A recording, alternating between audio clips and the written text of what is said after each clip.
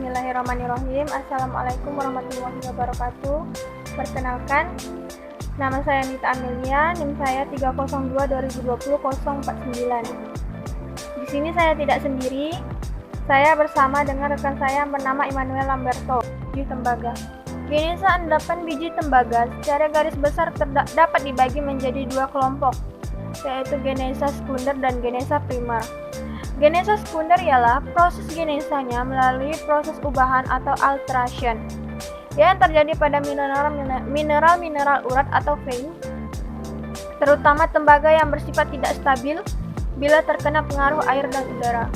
Sedangkan genesa primer ialah proses genesanya berada dalam lingkungan magmatik, yaitu suatu proses yang berhubungan langsung dengan intrusi magma. Baiklah, yang selanjutnya yaitu sumber dan cadangan biji tembaga.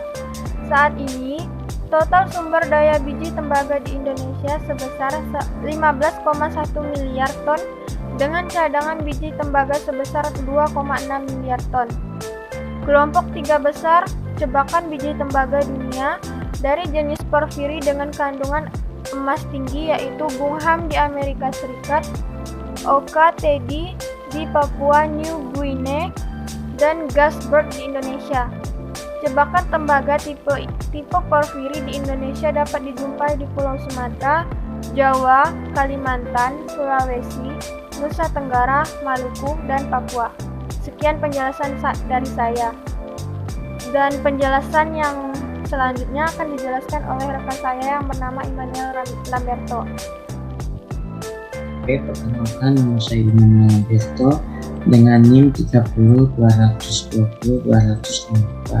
Di sini saya akan membahas tentang proses penambangan biji tembaga. Nah, proses penambangan biji tembaga itu seperti penambangan umum biasanya. Itu terdiri dari atas inspeksi umum, eksplorasi, studi kelayakan, perencanaan tambang, pengolahan, dan reklamasi. Nah, pada tahap awal penambangan tembaga itu adalah dimulai dengan studi umum. Studi umum itu meliputi seperti membaca letak mineral dalam peta geologi. Yang kedua dilanjutkan dengan eksplorasi. Eksplorasi itu dengan mengambil contoh biji tembaga yang akan ditambang. Nah, setelah diambil biji tembaga itu, nanti dia akan dilanjutkan dengan proses studi kelayakan. Nah, studi kelayakan itu nanti yang akan memutuskan apakah biji tembaga ini layak ditambang atau enggak secara ekonomis. Setelah dilakukan studi kelayakan, dilanjutkan dengan pembuatan rencana penambangan. Rencana penambangan itu meliputi rencana pit, urutan penambangan, kebutuhan alat, pengoboran, peledakan, dan lain-lainnya. Proses pengolahan biji tembaga. Dua kelompok utama biji tembaga yang terpenting adalah alkopirit dan karbonat basa seperti azurit dan mayasi. Proses pengolahan biji tembaga itu terbagi menjadi 4: pengapungan atau voltase menggunakan pemanggangan, reduksi, dan elektrolisis. Nah, proses pengolahan biji tembaga ini saling berkaitan, tidak bisa dipisahkan.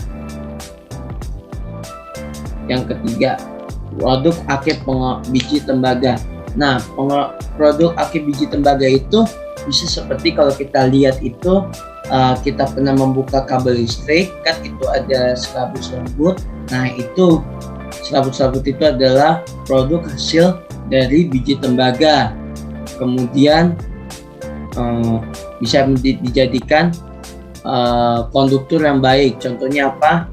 Seperti kayak buat setrikaan. Setrikaan itu adalah produk akhir biji tembaga buat yang pemanasnya. Sekian presentasi dari saya. Terima kasih.